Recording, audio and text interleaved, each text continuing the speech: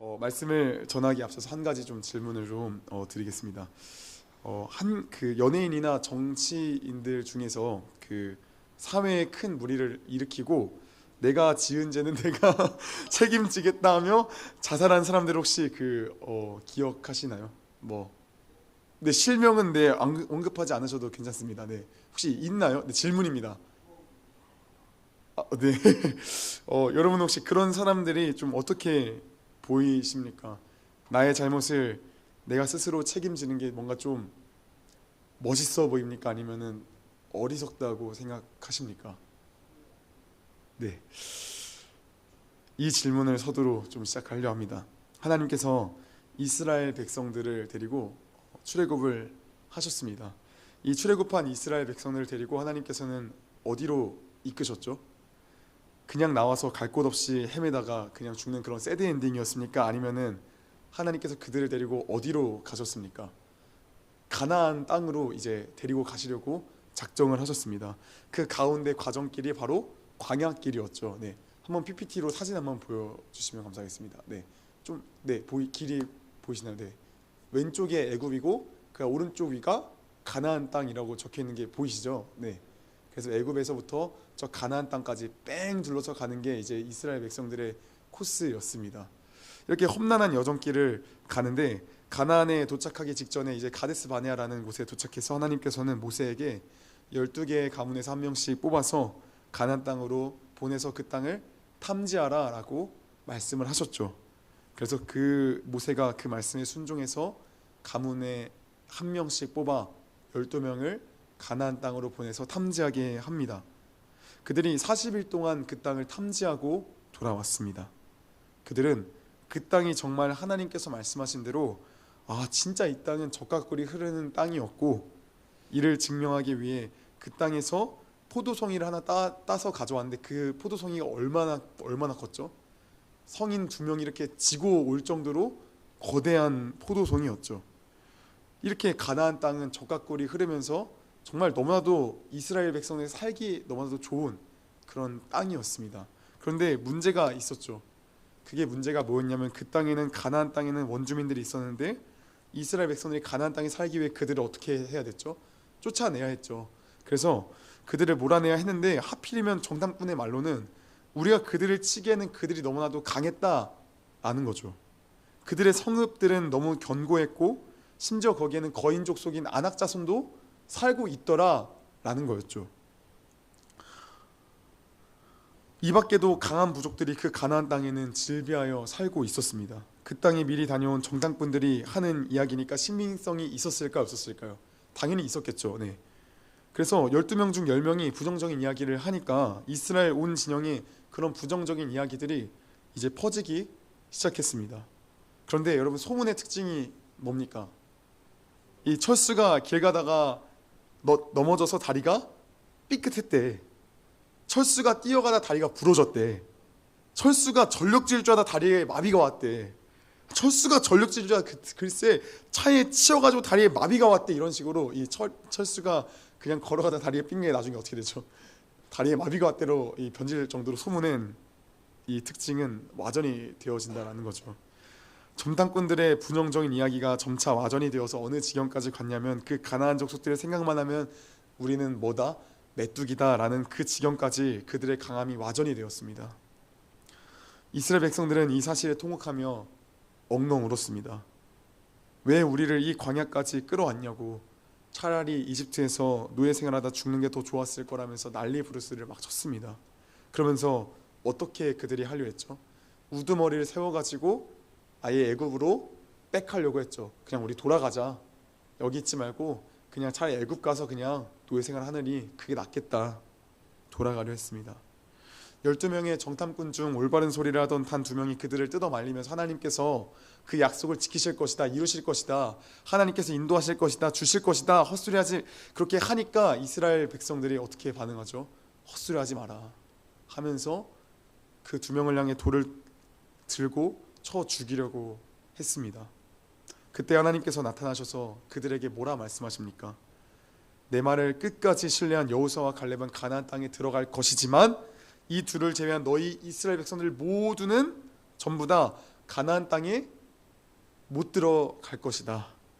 너희는 가나안 땅에 들어가지 못할 뿐더러 40년 동안 광야에서 뺑뺑 돌다가 헤매다가 그냥 죽게 될 운명이다 라고 말씀하셨습니다.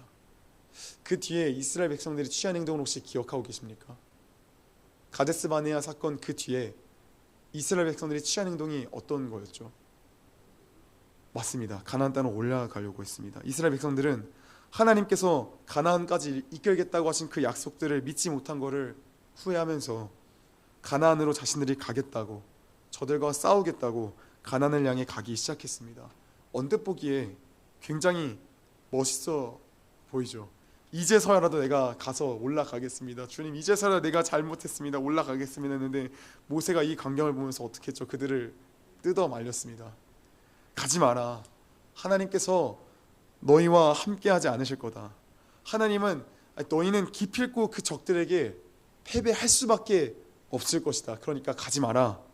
뜯어 말렸는데 이스라엘 백성들이 그 말을 듣고 모세 감사합니다. 당신 말이 옳습니다 하면서 우리가 올라가지 않겠습니다 했습니까? 아니면은 그냥 갔습니까? 그냥 갔죠. 그렇게 수많은 세월 동안 얻어 터졌으면서도 이스라엘 백성들은 모세의 말을 듣지 않았습니다. 그들은 자신들의 실수를 자신들의 힘으로 다 해결하려 했습니다. 그런데 그 결과가 어떻게 되었습니까? 우리가 잘 알다시피 완전히 다 무너졌습니다. 민수기 14장 44절부터 45절 말씀 같이 한번 읽어보도록 하겠습니다. 있습니다. 그들은 더 생각하지도 않고 산꼭대기로 올라갔다. 그러나 주님의 언약궤와 모세는 지난해서 움직이지 않았다. 가나안 사람이 내려와서 그들을 무찌르고 호르마까지 그들을 추격하였다. 아멘. 모세의 말대로 그 이스라엘 백성은 완전히 대패하고 말았습니다. 가데스 바네아에서 반역한 1세대 이스라엘 출애굽 백성들은 그렇게 40년을 광야에서 헤매다가 이제 갈렙과 여호수아를 제외하고 다 죽게 되었습니다. 이제 민수기 20장부터는 광야에서 죽은 1세대 백성들의 자녀들은 출애굽 2세대의 시작이 알려지고 있습니다. 광야에서 이제 다 죽고 나서 이제 출애굽 2세대가 다시금 일어나 가나안을 향해 출발하는 그런 여정길이 이제 그려집니다. 이제 이스라엘 출애굽 2세대 백성들이 가나안을 향해 출발을 했습니다. 이들이 출애굽 1세대와 동일하게 막 물도 없다, 뭐도 없다 이렇게 불평불만을 내뱉었습니다. 그런데 하나님께서는 그들에게 또 일용할 물도 허락을 하셨습니다. 그렇게 순탄하게 조금씩 가나안을 향해 가는 중에 이제 사진 한번 또 보여주시겠어요? 네, 이제는 에돔을 향해 이제 그 가나안을 향해 가야 되는데 하필이면은 그 에돔이 있는 겁니다. 혹시 잘린 것 같은데 밑으로 네 감사합니다. 네, 이제 저 아말렉 밑에 쪽에서 이스라엘 백성들이 있었는데 이제 에돔을 거쳐서 저 가나안 땅까지 가려고 했는데 에돔 왕이 그거를 허락하던가요 안 하던가요? 허락하지 않았죠. 너희가 그 수많은 가축들이 지나가면은 난장판이 될 게 뻔하기 때문에 허락하지 않았습니다. 그리고 그들이 우리 땅에 들어와서 뭔 짓을 할지 모르기 때문에 그 에돔 왕은 허락을 하지 않았습니다. 모세가 계속해서 간구했습니다. 제발 좀 허락해 주세요. 우리가 다 비용도 지불하겠습니다. 그리고 우리가 정말 깨끗하게 잘 가겠습니다.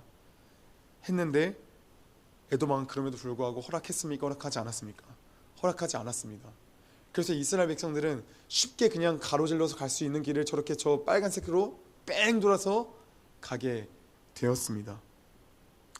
그렇게 이스라엘 백성들이 뺑 돌아갈 때 이제 갑자기 네겝 지방에 사는 가나안 사람 그 아랏 왕이 갑자기 이스라엘이 그 온다는 소식을 듣고 이스라엘과 맞서 싸우기 위해서 딱 쳐들어온 겁니다. 그때 이스라엘 백성들이 좀 졌던 것 같아요. 포로로 몇 명이 끌려갔습니다. 이스라엘 백성들이 하나님께 은혜를 구했습니다. 하나님, 저들을 우리에게 허락해 주십시오. 저 아랏 왕과 우리가 싸워서 우리가 이기게 해 주십시오.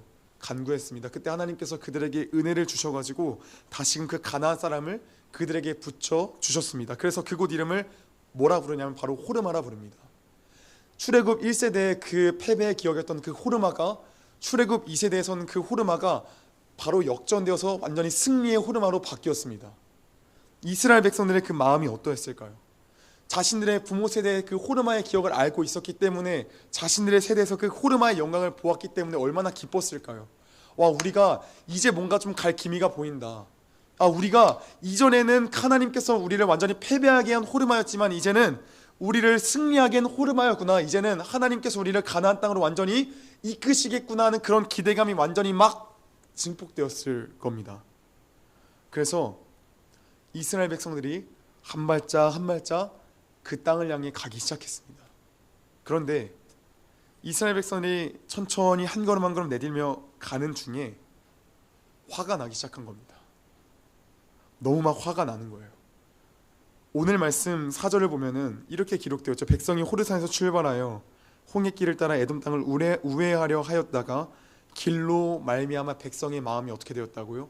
상하니라 라고 되어 있어요. 백성의 마음이 상하니라. 왜 이 성경에서 지금 말하는 백성의 마음이 상하니라 라는 뜻은 어떤 뜻이냐면 히브리 원어로 이야기하면은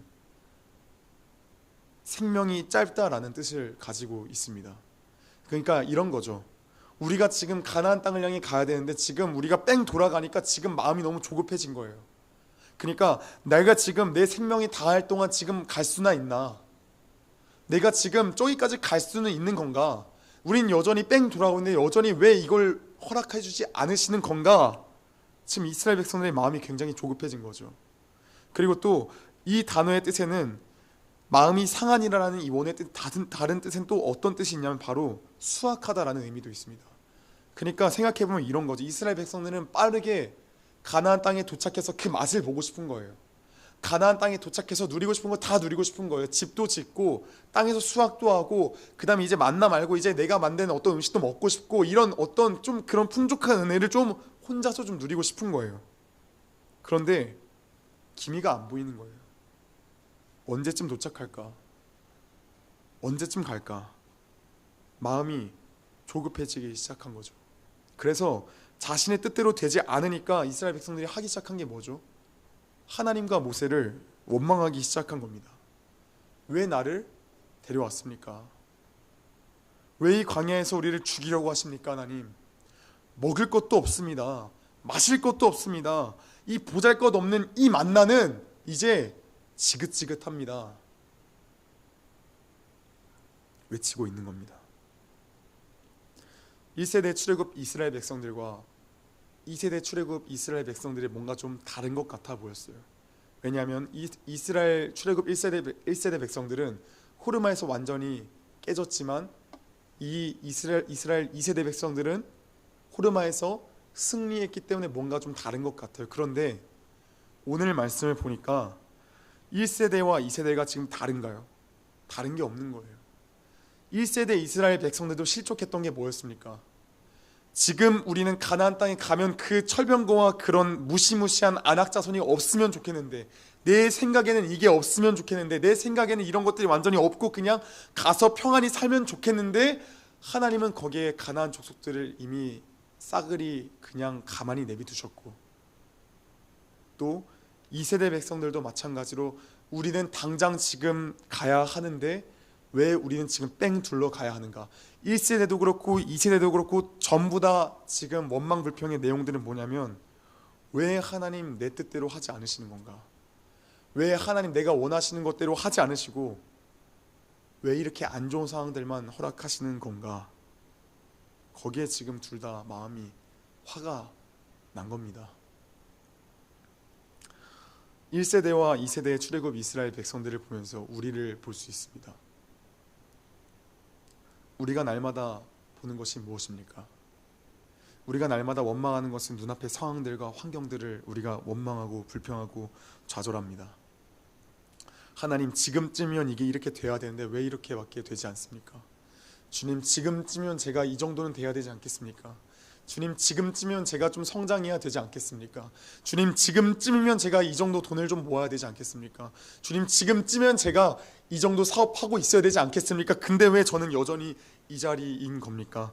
화가 나고 불평하고 좌절하고 낙담하고 우린 날마다 거기에 분노하게 된다라는 겁니다. 그러면서 우리는 날마다 내려지는 그 만나를 먹지 않고 거부합니다.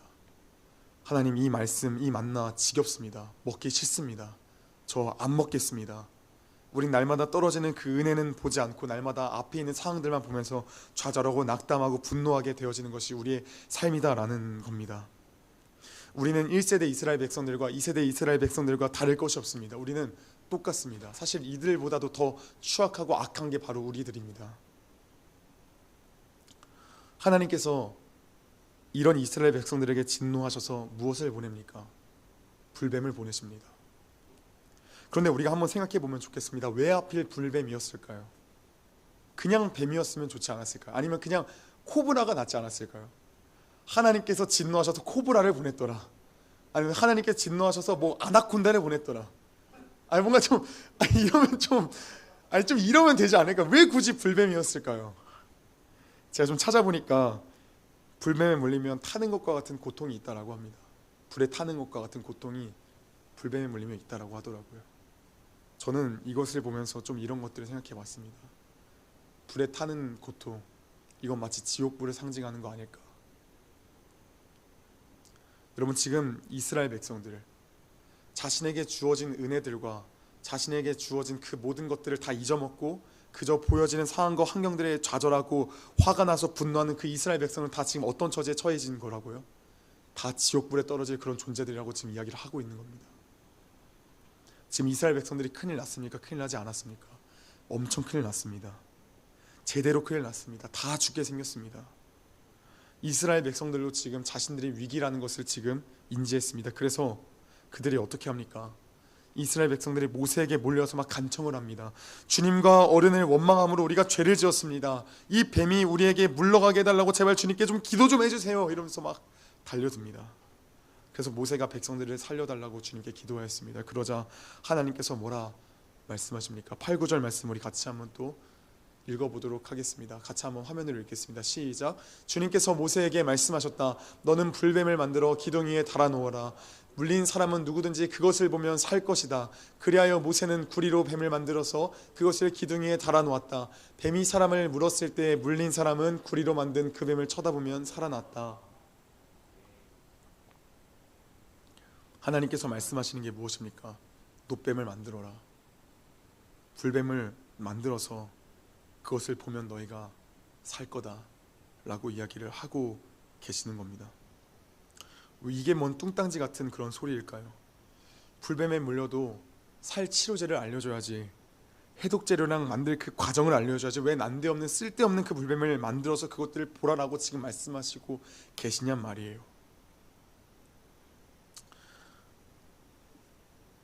놋뱀을 만들어서 기둥 위에 달아 놓았습니다, 모세가. 그런데 뱀에 물린 자가 그 놋뱀을 보았을 때 어떻게 되었습니까? 뭐라 표현되어 있죠? 성경이 뭐라 기록하고 있죠? 그 놋뱀을 보니까 어떻게 되었다고요? 살아났다라고요. 여러분, 여기서 기억이 중요한 포인트가 있습니다. 치료되었다가 아니에요. 그들이 고쳐졌다라는 게 아니에요. 나아졌다라는 게 아니에요. 그들이 뭐 어떻게 되었다고요? 살아났다라는 거예요. 살아났다. 이미 죽었는데 생명으로 살아났다라는 거예요. 놋뱀을 보니까, 그 구리뱀을 보니까 이미 불뱀에 물려서 이미 죽은 자들이 살아났다라는 거예요. 선악과를 따먹고 내가 하나님인 줄 착각하며 살아가는 그 인생이 하는 짓이 무엇입니까? 앞서 말한 대로 우리가 이스라엘 백성들과 똑같이 내가 원하는 대로 되지 않은 것에 분노하고 좌절하며 하나님을 저주하는 게 우리 인생입니다. 우린 날마다, 저도 마찬가지로 날마다 좌절하고 화가 나고 분노하고 슬퍼하는 게 뭐냐면 내가 생각한 대로 되지 않는 거예요. 제가 생각해도 되지 않으니까 저도 맨날 분노하고 좌절하고 슬프고 그래요. 저도 거기에 맨날 넘어져요. 그런데 그런 인생이 선악과 따먹은 그런 죄인들의 인생이에요. 이런 인간이 받아야 할 그런 대가가 뭐예요? 불뱀입니다. 지옥불이에요. 뜨거운 지옥 형벌이 우리가 받아야 될 그런 처참한 형벌입니다. 그런데 하나님께서 무엇을 허락하셨습니까? 예수라는 치료제를 허락하신 거예요. 우리가 너무나 잘 알지 않습니까? 놋뱀이 예수를 상징하는 거 잘 알지 않습니까? 예수라는 장대를 우리에게 허락하신 거예요. 우리가 할 일이 뭡니까? 그냥 예수를 보는 거예요. 그냥 그 예수를 믿는 거예요.